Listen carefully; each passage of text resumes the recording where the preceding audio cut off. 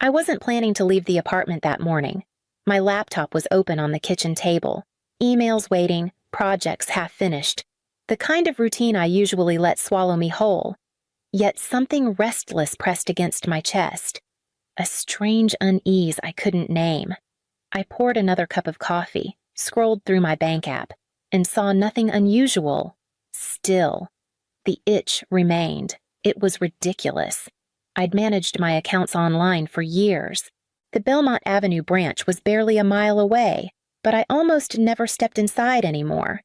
Still, as I stood by the window, watching the late morning sun angle over the neighboring roofs, a thought came clear as a command. Go to the bank. I tried to reason with myself. Why bother? The bills were on auto-pay. My rent cleared, my freelance checks deposited directly. Nothing demanded my presence. Yet the thought refused to let me go. By the third time I'd circled the apartment, pretending to tidy up. I sighed and grabbed my bag. The drive was short. The streets hummed with weekday quiet. A handful of cars at each light. A mother pushing a stroller. A man in a suit checking his watch. I turned into the branch parking lot, expecting the usual mid-morning bustle. Instead, it looked strangely bare, 2 cars at most. I cut the engine, sat for a moment, and told myself I was wasting time. But I still opened the door. Inside my bag, my fingers brushed the smooth edge of my debit card, the same one I'd used since college. I thought about the years I'd built a fragile independence taking contract jobs, saving for my own place, pushing back whenever my parents insisted they knew better. Every step felt hard-won, and still, they managed to press shadows over my choices. I locked the apartment door in my mind as much as I had that morning in reality, wanting to believe I could shut out their influence whenever I wished. Yet, now, as I stepped out of the car and smoothed the wrinkles in my blouse, I couldn't ignore the quiet certainty tightening in my stomach.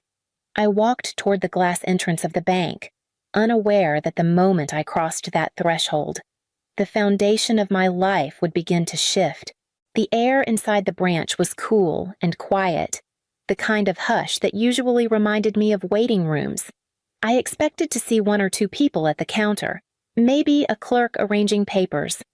Instead, my eyes caught on 2 familiar figures standing near the manager's desk. My parents. They were dressed neatly, as if they'd planned this morning carefully, my father in his pressed navy blazer, my mother in a pale silk blouse she reserved for important occasions.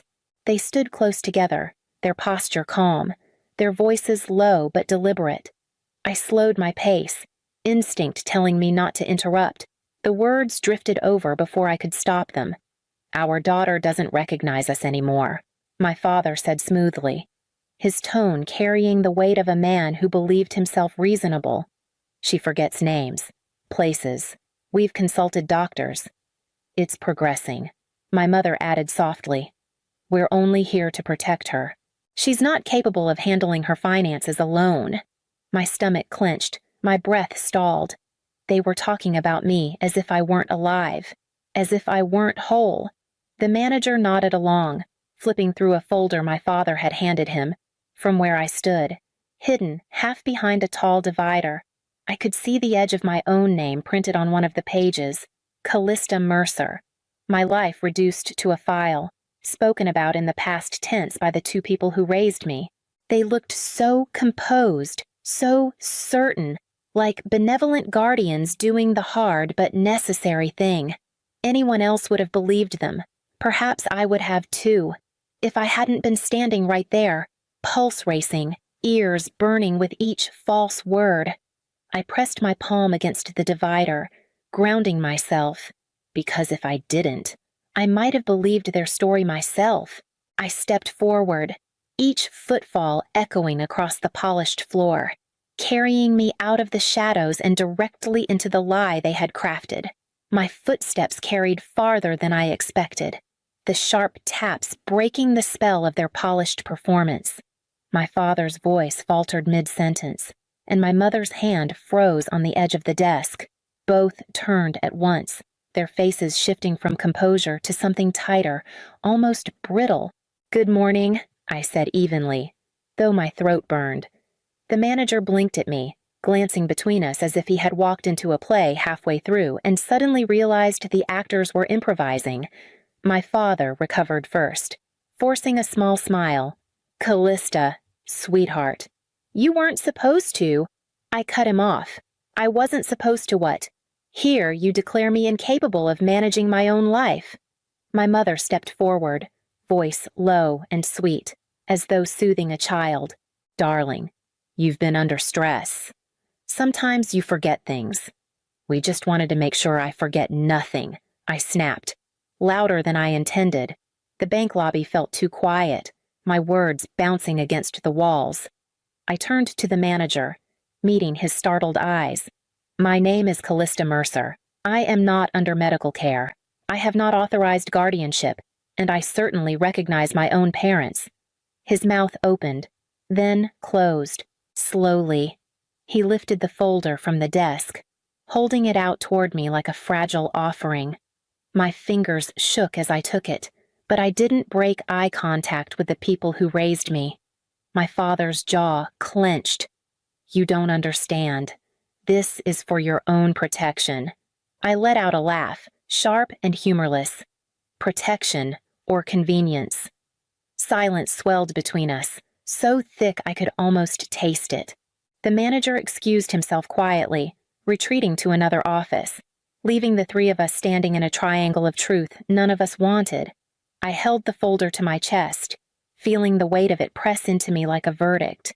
Then, without another word, I turned toward the exit, each step heavier than the last, carrying the proof of their betrayal out into the daylight. I set the folder down on my kitchen table, the laminate surface suddenly feeling too small to contain it. For a long time, I just stared, my hands pressed flat against the wood as though bracing myself against a storm. Finally, I forced the cover open. Inside were neatly clipped documents, medical notes, statements, forms I had never signed. The first page claimed I suffered from progressive cognitive decline. Another bore signatures, not mine, authorizing guardianship to my parents. Each sheet carried the stamp of finality, as if my identity had already been stripped from me and cataloged for storage. My throat tightened as I read line after line, my name threaded through their lies. I remembered my father saying last winter, "You're always forgetting where you left things." After I misplaced my keys, I had laughed it off then, not realizing he was planting a seed. My mother's soft sighs when I told her I was juggling too many projects. "You can't handle stress. Callista. You never could." At the time it felt like pity, now it sounded like rehearsal. I flipped another page and saw the date of a supposed evaluation. That same week I'd gone for a routine checkup, leaving the office with a clean bill of health. No decline, no warning.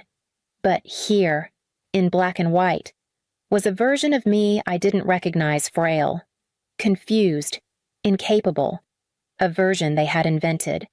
I pushed back from the table, the chair scraping against the floor. The folder sat there like an open wound, bleeding trust onto everything it touched. All the late-night calls from my mother asking if I'd eaten, my father insisting I should let them manage my rent to make life easier. Every gesture reassembled itself now into a pattern I couldn't ignore. I pressed my palms over my eyes, willing the weight in my chest to lessen, but it didn't. It only hardened. The doorbell rang, sharp and sudden, pulling me back to the room and toward the confrontation I knew was coming. The bell echoed through the apartment again, sharper this time, like they were trying to hurry me into answering. I opened the door and there they were, standing side by side on my doormat, faces arranged in polite concern. My mother's eyes darted past me into the apartment as though searching for the folder she already knew was inside. I stepped aside without a word. They walked in, their movements practiced, too comfortable in a space that was mine alone. I followed them to the kitchen, where the folder still sat on the table. Unopened since I pushed it away, I pulled out a chair, sat down, and with deliberate care placed the folder in the center between us. My father cleared his throat. Callista, we didn't want you to find out like this. It's a precaution. Nothing more. Precaution. My voice came out low. These are forged documents. These signatures aren't mine. And these medical notes fabrications? My mother reached for the folder, but I pressed my hand on top of it. She withdrew quickly, folding her hands in her lap. Sweetheart, sometimes you don't see how vulnerable you are. We were only thinking of your future. I leaned forward. My future doesn't belong to you. You don't get to erase me while I'm still alive. Silence stretched across the table. My father tapped his finger against the wood. Once. Twice. But offered no rebuttal. My mother kept her eyes fixed on the floor. Their stillness was heavier than any argument. I opened the folder and pulled out one sheet at random, sliding it toward them. This says I'm unfit to make decisions. Tell me, when exactly did I become incapable? Was it when I moved out on my own? When I refused to let you manage my accounts? Or was it when I started saying no? Neither of them spoke. Their silence was the confession I'd been waiting for, louder than any explanation they might have offered. I closed the folder again, my hand firm against its cover. The knock of my heartbeat was loud in my ears as I stood, pushing back my chair. They had nothing left to say, but I knew the fight was only beginning. I didn't sit back down. The weight of the folder still pressed against my palm as I looked at them, two people who had taught me my first words, held me when I cried, and now sat silent in the face of their own betrayal. Why? The question came out flat, stripped of emotion. Why would you do this to me? My mother opened her mouth, but my father spoke first, his patience cracking. Because, Callista, it's obvious you can't handle it. The trust fund, the deed, your accounts, they're better in our hands than wasted on your experiments. I froze. He hadn't meant to reveal so much. My mother's sharp glance toward him confirmed it. So that's what this is. My voice hardened. Not about protection.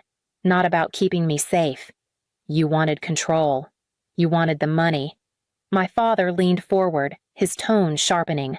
We wanted to make sure it wasn't squandered. You jump from job to job.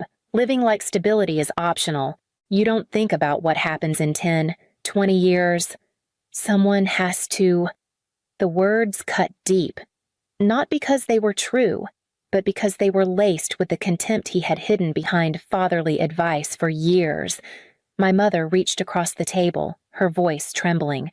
We didn't want it to come to this, but you've been distant, secretive. We couldn't take the risk of watching everything your grandfather left vanish. I pulled my hand back before hers could touch it. You mean your inheritance? You weren't protecting me, you were protecting your claim. The room stilled.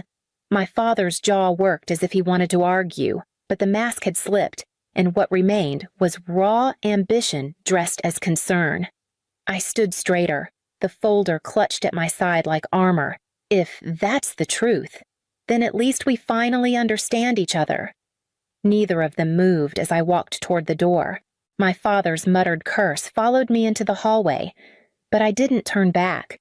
I knew now exactly what I was fighting against, and it was no longer confusion or doubt. It was greed. The next morning, I woke with the folder still on the table, its shadow stretching across the room like an accusation. My head ached from replaying the confrontation, but beneath the exhaustion ran something steadier resolve. By 9. I was on the phone with a lawyer I hadn't spoken to since college. His voice was measured, professional, but I caught the pause when I explained what my parents had attempted. Bring everything, he said. Every document, every note. We'll untangle this. After hanging up, I dialed my financial advisor. The conversation was brisk, clinical. I revoked every authorization that linked back to my parents, canceled transfers I hadn't noticed before, and reset every password. Each confirmation email that pinged my inbox felt like a lock clicking shut. At noon, I sat across from my lawyer's desk, the folder opened between us. He scanned the pages quickly, shaking his head. These signatures are fraudulent. The medical reports are questionable at best. This won't stand in court. His certainty gave me air I hadn't realized I was missing. Then came the harder part. Do you want to update your will? He asked. I hesitated only a moment before nodding. Yes, full revision. And I want everything redirected. To whom? My cousin, Maris. She's 12. Too young to be part of this. Too honest to understand betrayal yet. He wrote it down without comment. I imagined Maris's gap-toothed smile, the way she still hugged me fiercely when I visited, and felt something steady inside me. If my parents wanted to treat me as a burden, then I would ensure their grasp never reached her. By the time I left his office, the sun was dropping low, and my accounts, my will, and my future were no longer theirs to touch. What remained was the confrontation I knew was still waiting at home. When I walked into my apartment that evening, I found them waiting. My father stood near the window, arms crossed, while my mother sat stiffly at the table. The air was heavy, the kind that warned of a storm long before the clouds appeared. You've made a mess, my father said. His tone carried no hesitation this time. Only irritation. Freezing transfers, calling lawyers. Do you think this will end well for you? I set my bag down and met his stare. It ends better than the future you tried to write for me. His jaw tightened. We were protecting you. No, I said, pulling out a fresh set of documents my lawyer had handed me that afternoon. You were protecting your claim. And I know about the attempt to transfer my condo deed. You filed it last month for the first time. My father faltered. My mother's hand flew to her mouth. But she didn't deny it. You forged signatures, falsified evaluations, and now you tried to steal my home. I laid the papers on the table with deliberate care. As of today, every guardianship claim is revoked, every authorization nullified. You will never touch another part of my life again. My father took a step toward me, voice low. You don't know what you're doing. I know exactly what I'm doing. I answered. I'm ending this. The silence that followed was colder than any argument. My mother finally whispered, Callista. We only wanted I cut her off. You wanted control. And now it's gone. They didn't move as I gathered the papers and slid them back into my bag. Their stillness was almost eerie, like they were trying to imagine a version of me that would fold again. But that version no longer existed. I walked to the door, the sound of my keys sharp in the quiet, and knew the next time I faced them, it would not be on their terms. I had barely closed the door when the knock came, hard and insistent. I opened it to find my parents on the threshold, their polished calm stripped away. You're ungrateful, my father spat. Everything we've done for you, you're schooling. The roof over your head, and this is how you repay us. My mother's voice wavered, though her words were sharp. You've always been reckless. Callista. We stepped in because you can't manage alone. You'll thank us one day. I steadied myself against the frame. No, you didn't step in. You stepped over boundaries, over trust, over me. Don't twist this into care. My father's face reddened. You think independence makes you strong? It makes you blind. We were protecting you from yourself. Their words might once have cut, but now they rang hollow. Echoes of a script they'd rehearsed too often. I saw it clearly. Their version of protection was just control dressed in softer clothing. I'm not your project, I said quietly, and I'm not your possession. Whatever story you've told yourselves, it ends here. For a moment, silence hung heavy between us. My mother's shoulders sagged as though she might cry, but no tears came.